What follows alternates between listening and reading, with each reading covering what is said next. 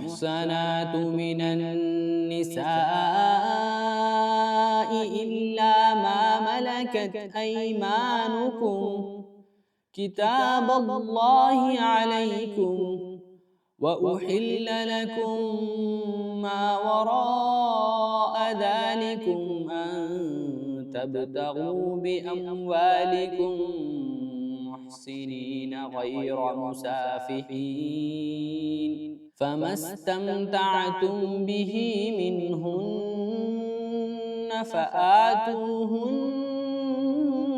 أجورهن فريضة ولا جناح عليكم فيما تراضيتم به من بعد الفريضة إن الله كان عليما حكيما۔ السلام علیکم ورحمۃ اللہ وبرکاتہ۔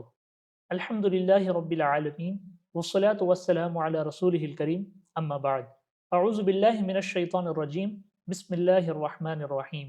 محترم ناظرین، فکر آخرت کے اس 5ویں ایپیسوڈ میں آپ سب کا استقبال ہے۔ آج ہم قرآن مجید کا 5واں پارہ والمحصنات میں فکر آخرت سے متعلق جو مضامین آئے ہیں ان کا مطالعہ کریں گے۔ قرآن مجید کا 5واں پارہ سورہ نساء کے ایک بڑے حصے پر مشتمل ہے۔ بنیادی طور پر اس پارے میں بہت سارے مضامین وارد ہوئے ہیں، نکاح اور طلاق کے مسائل، وراثت کے مسائل، اسی طرح اسلامی قوانین اور بہت سارے امور پر تفصیل سے اس پارے میں گفتگو کی گئی ہے۔ جہاں تک فکر آخرت اور آخرت سے متعلق کے مباحث کا تعلق ہے، اللہ تعالیٰ ان لوگوں کا آخرت کا انجام بیان کرتا ہے جو دنیا میں کفر کرتے ہیں۔ اللہ تعالیٰ سورہ نساء کے آیت نمبر 56 میں فرماتا ہے، ان الذین کفروا بآیاتنا سوف نصلیہم نارا کلما نضجت جلودہم بدلناہم جلودا غیرہا لیذوقوا العذاب ان اللہ کان عزیزا حکیما۔ جو لوگ دنیا میں اللہ کے آیات کا انکار کرتے ہیں، اس کے کلام کا انکار کرتے ہیں، ان لوگوں کا اخروی انجام اتنا سخت ہوگا، اتنا ہولناک ہوگا کہ اللہ تعالیٰ آخرت میں انہیں کس طرح کا عذاب دیا جائے گا۔ اس آیت میں اللہ تعالیٰ بیان کر رہا ہے کہ جب انہیں جہنم کے عذاب انہیں دی جائے گی تو ان کے جسم کے کھال جل جائیں گے، تو پھر اللہ تعالیٰ نئے سرے سے ان کے نئے کھال بنائے گا اور پھر انہیں عذاب دی جائے گی۔ اس آیت سے ہم اندازہ لگا سکتے ہیں کہ آخرت کا عذاب کتنا سخت ہے ان لوگوں کے حق میں جو اللہ کے آیات کا، اس کے نشانیوں کا، اس کے کلام کا انکار کرتے ہیں۔ جب ہم اس آیت پر غور کرتے ہیں، اس آیت میں عذاب کی جس قسم کا ذکر کیا گیا ہے اس پہلو پر غور کرتے ہیں تو ہم اندازہ لگا سکتے ہیں کہ اللہ کے نزدیک وہ جرم کتنا سخت ہوگا کہ اللہ تعالیٰ ان کے لیے اتنا سخت عذاب متعین کیا ہے۔ اس کے بالمقابل جو لوگ اللہ کے آیات پر ایمان لے آتے ہیں ان کا انجام یہ ہوگا کہ اللہ تعالیٰ انہیں آخرت میں ہمیشہ ہمیشہ کی جنت نصیب کرے گا۔ محترم ناظرین، آخرت میں بہت سے لوگوں کے بہت سے تمنائیں اور بہت سے آرزویں ہوں گی۔ جو لوگ دنیا میں اللہ کے رسول کی نافرمانی کرتے ہیں، اللہ کے رسول کی مخالفت کرتے ہیں، ان لوگوں کا اخروی انجام بیان کرتے ہوئے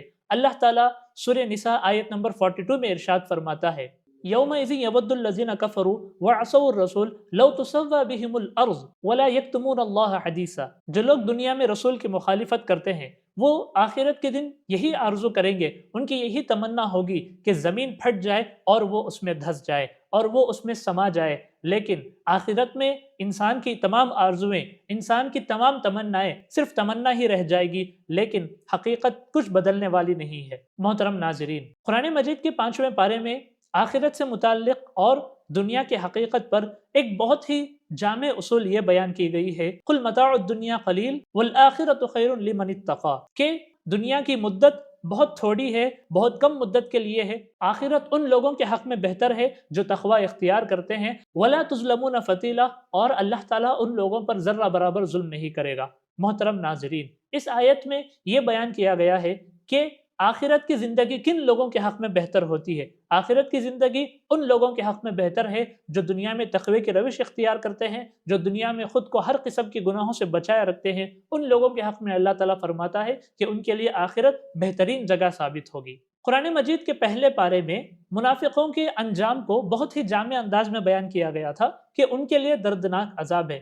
اس پارے میں ان کے اس عذاب کو مزید تفصیل سے بیان کیا گیا ہے کہ ان کی عذاب کی نوعیت کیا ہوگی۔ سورہ نساء آیت نمبر 145 میں اللہ تعالیٰ ارشاد فرماتا ہے ان المنافقین فی الدرک الاسفل من النار ولن تجد لهم نصیرا، منافقین جہنم کے سب سے نچلے حصے میں ہوں گے اور وہاں ان کا کوئی مددگار نہیں ہوگا۔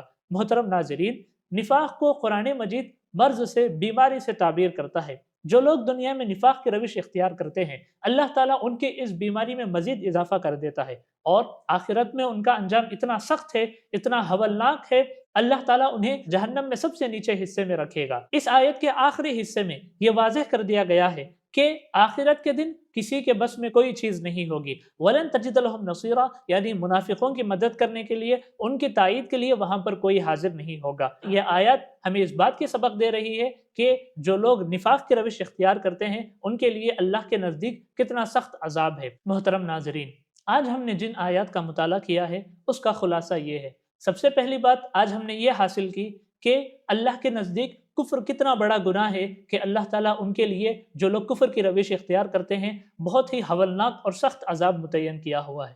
دوسری چیز یہ ہے کہ جو لوگ دنیا میں اللہ کے رسول کی اطاعت نہیں کرتے، اللہ کے رسول کی مخالفت کرتے ہیں، ان کے لیے بھی اتنا سخت عذاب ہے، وہ وہاں پچھتائیں گے، وہ وہاں آرزو کریں گے، ان کی تمنائیں وہاں کچھ کام نہیں آئے گی۔ تیسری چیز یہ ہے کہ اللہ کے نزدیک متقیوں کے لیے بہترین جگہ آخرت ہے۔ اللہ تعالیٰ یہ اس بات کو واضح کر دیتا ہے کہ جو لوگ تقوی کی روش اختیار کرتے ہیں ان کے لیے آخرت کی زندگی بھلائی کی زندگی ہے۔ چوتھی اور آخری بات یہ ہے کہ نفاق اور منافق کے انجام کو بہت ہی واضح انداز میں پیش کیا گیا ہے کہ جو لوگ نفاق کا عمل انجام دیتے ہیں ان کے لیے کتنا سخت عذاب ہے۔ اللہ تعالیٰ سے دعا ہے کہ اللہ تعالیٰ ہم سب کو نفاق جیسی بیماری سے بچائے رکھے اور آخرت کی تیاری کرنے کی توفیق عطا فرمائے۔ آمین۔ وآخر دعوانا ان الحمد للہ رب العالمین، والسلام علیکم ورحمۃ اللہ وبرکاتہ۔